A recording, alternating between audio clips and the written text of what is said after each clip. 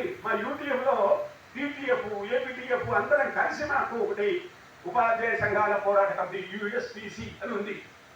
మిగతా వాళ్ళు కొంతమంది కలిసి జాక్టో పెట్టుకున్నారు, joint action committee of teachers organization పెట్టుకున్నారు. అయినా యూపీఎస్సీ జాక్టో కలిపి మేము వాళ్ళ ఉద్యమం చేస్తున్నాం ఉండాలి.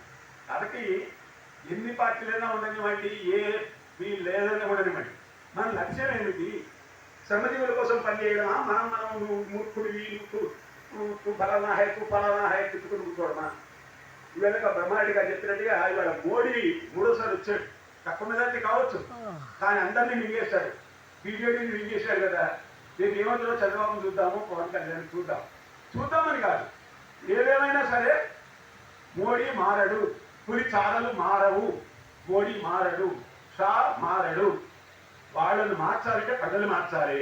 ఆ ప్రజలను మనం చైతన్యవంతులను చేయవలసిన అవసరం ఉంది. ఆ రకంగా జనాన్ని చైతన్యవంతం చేయడం ద్వారా మాత్రమే ఈ దేశానికి విముక్తి. నిర్మలక్క రాధక్క గారి ఆశయాలను పూర్తి చేయగలుగుతామని మనం చేస్తూ తెలియజేసుకుంటాను. నమస్కారం.